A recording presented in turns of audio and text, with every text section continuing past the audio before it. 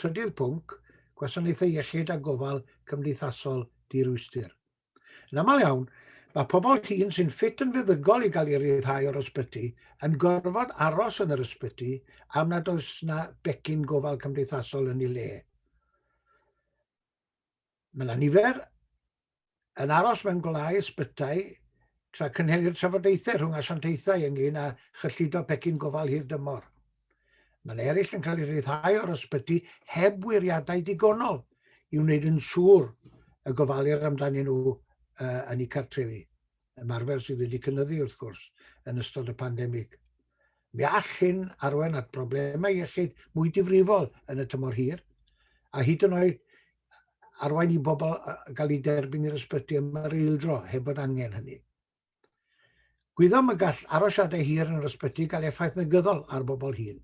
Mi allu cyflwr weithygu ac mae risg gynyddol o ddal heintiau eraill yn yr ysbyty. Gall arosiadau hir yn yr ysbyty gynyddu'r tebygolrwydd o gwympiadau a thoriadau gan fod y cyhyrau yn gwanhau. Yn ogystal, mae problemau gyda rhestru aros am ofal canolradd neu ofal ail-alluogi. Mae'r bai'n cael ei roi ar arweiniad sâl a llywodraethu gwael. Diffyg cyllid, problemau ynghylch rhannu gwybodaeth a matal gweithio'n effeithiol mewn partneriaeth rhwng y GIG a llywodraeth leol a'r trydydd sector.